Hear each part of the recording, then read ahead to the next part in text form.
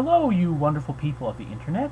I am Justin. I am also known as the Cinemaverick, and you're probably wondering what this whole video is about. Well, when I first saw Inherent Vice as the last film in my P.T.A. Ander-Thon, and what all the reason why I went back and revisited his work, that was all kind of leading up to that. So when I saw Inherent Vice, I knew I was going to have to see it a second time to really give it a fair shake. And P.T.A. being one of my favorite filmmakers, of course I'm going to give him a fair shake. And boy, am I glad I did, because this film right now is one of my favorite films of the last year. And it's kind of mind-boggling, but in a way it's not, because I think the way the film is set up, I think it is the kind of film that benefits from a second viewing. This is not a film for everyone. I think that's part of the idea of it. I do want to talk a little bit about why this film worked for me the second time so much more than the first time. Because I went into that first viewing. I saw it in the theater with, I didn't really know what was going to happen, but I knew that it probably wasn't going to be as much about the plot as it was going to be about character and mood. And that's something I was used to seeing with P.T.A. Now, what I'm not used to seeing with P.T.A. is seeing all that plot set up in a way that you can't miss it, compared to the more character-driven films like There'll Be Blood and The Master. And I really do think seeing it this time and knowing basically what was going on in the plot, at least knowing who the characters were and sort of how they fit into this world. For example, this time I knew who the Adrian Prussia character was, or at least what his role was sort of in this whole conspiracy. Which, of course, there's still a lot muddled about that, but at least I sort of knew who he was. I knew he was a loan shark. I knew he was hired to do dirty deeds and stuff. So at least I knew that. And one of the things I complained about the first time I saw this movie was that it just seemed so, for a film that didn't really seem to be about plot, it seemed to talk about plot quite a bit. Seeing it a second time, what I will say about that is that there was something, because I knew sort of what was going to happen in the plot, I could focus instead on those plot points being presented as part of greater thematic ideas that this film was going for. And I think this film is really about more than constructing a really tight plot. And one of those ideas, I think, is that a lot of these things are unknowable. And it's certainly something that I think resonates through American history, certainly, is that we go in looking for easy answers, and we find that we get this greater web of conspiracy so yeah, I do think the film is deliberately opaque for those reasons, and I think that's frustrating to a lot of people. It's frustrating to me, certainly, because but I think my biggest problem is that I had no idea what was going on or the flow between anything. For example, there's a whole thing about the Golden Fang, and there's a question running out through the film. What is the Golden Fang? At one point it seems like it's a boat that may or may not have supernatural powers. At one point it's a Indo-Chinese heroin cartel. At another point, it's according to the Martin Short character, Dr. Blatnoid, it is a syndicate of dentists, all legit. So what is this Golden Fang? And I feel like, because the film doesn't and then at another point later on in the movie, it's it may have some other connection.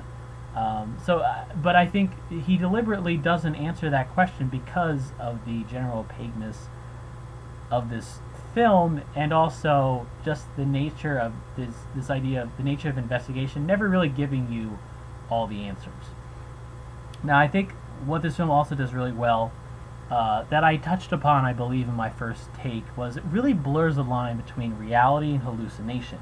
And that makes sense for a character like Doc Sportello, the Joaquin Phoenix character. It makes sense for that character because he is high most of the time on I mean, I guess marijuana, probably other things as well.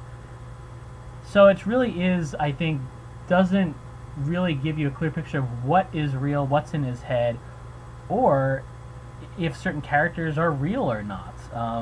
Because there's a kind of convenience to the way certain characters come in and out. I'm thinking of the Joanna Newsom character, who sort of serves as like the narrator, a kind of chorus to this film. I'm thinking of the Benicio del Toro character, who is this lawyer who just seems to come out of the blue when he's needed.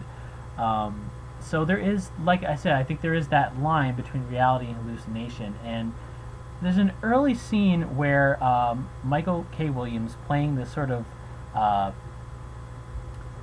Black Power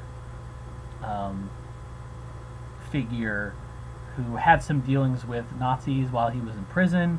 He has this whole scene where he talks about, he goes back to his old neighborhood, or at least the where, hoping to meet up with his old gang, and realizes it's all been bulldozed, like nothing is left, and he has to leave and come back to make sure he wasn't tripping that first time.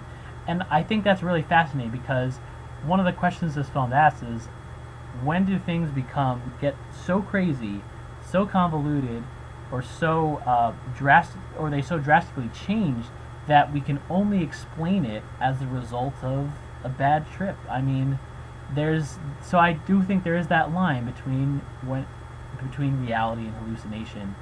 And I guess there is also the scene where Joaquin Phoenix meets up with Owen Wilson's character, who is this surf saxophonist who is may also be like a police informant, sort of someone that they can use and to get into areas where they might not be otherwise able to.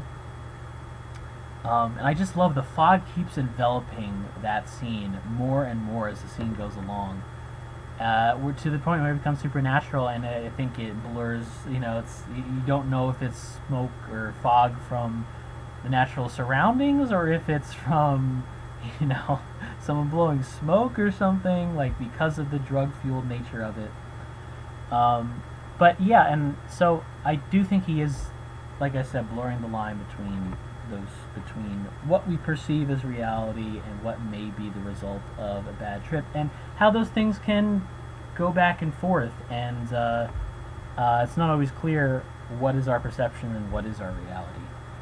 So that's another thing I really liked. I also another thing that really struck me this time, just because of how convoluted the plot is how interchangeable all these different powers that become. You have, for example, the LAPD. You also have the FBI getting involved in this.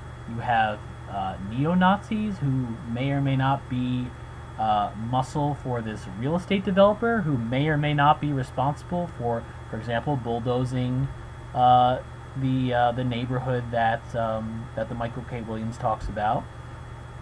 You have like the syndicate of dentists, which may just be a front for a heroin cartel. There's an interchangeability to all of these things that I really feel like he avoids answering the question of who is responsible, who's working for who, and who is and who's being used as a pawn for whom. And there's not really a clear answer to any of this. But I think that is another idea that the film is getting at, in terms of how these things can become interchangeable. How something we perceive as, for example, hippies, which we would see as paragons of peace and love.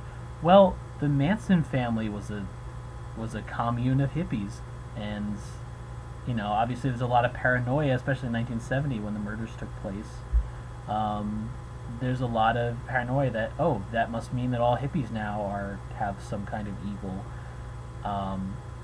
and I think it's interesting that a lot of these characters have an idea of who they are, and they don't necessarily, as they're portrayed in the film, they might not be who they think they are, and they might be working for people that they're not aware. They try to be they try to deny.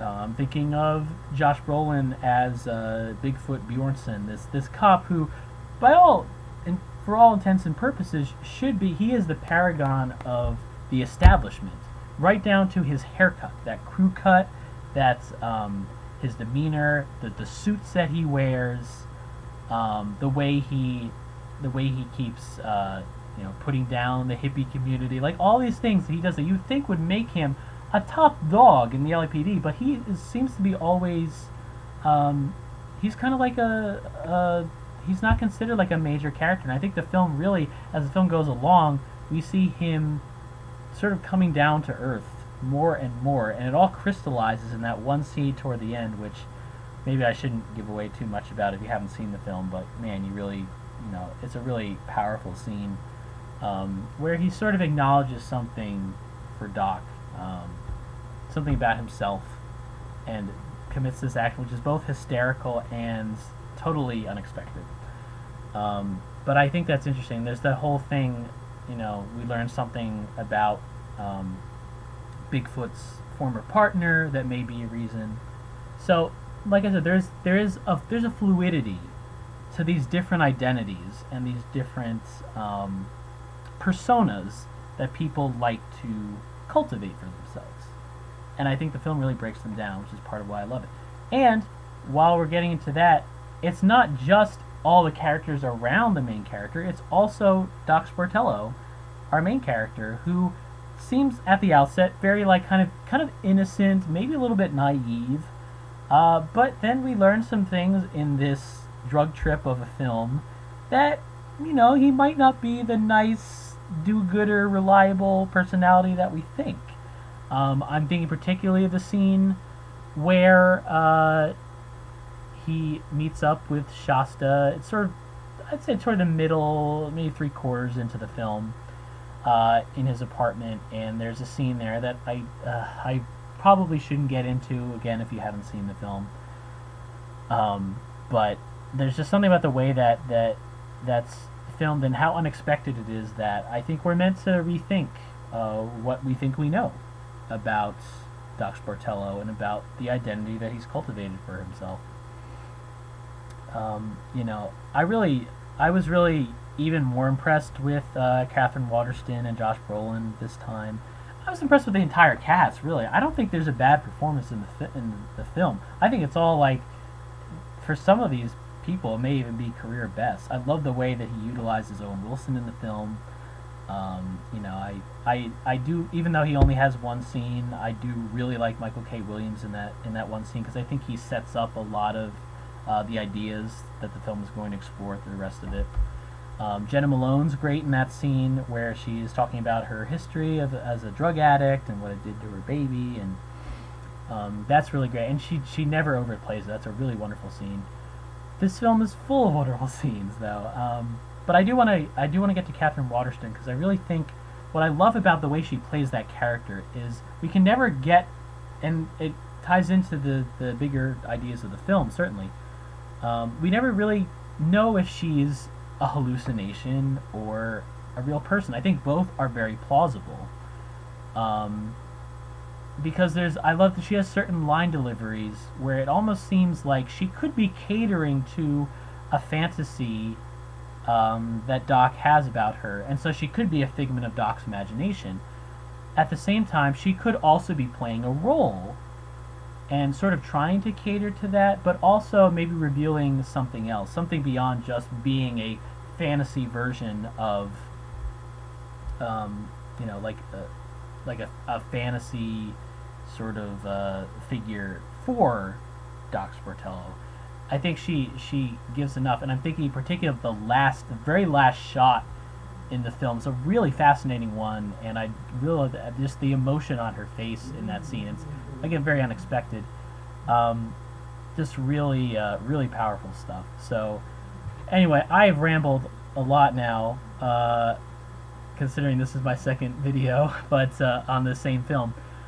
But I really want to encourage you, if you're, yes, if you're a P.T.A. fan, but if you're a film fan at all, I really think he's approaching storytelling, approaching filmmaking in a way I haven't seen personally before. This film made me feel like I was high. I've never seen a film that really captured that so well for, I think, greater ideas than just getting you high.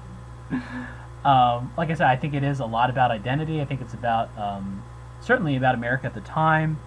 I think it's about what we choose to believe, and it's just a really wonderful movie, and I can't wait, honestly, to revisit this film again, hopefully with a group of friends, so we can all talk about this crazy head trip of a film.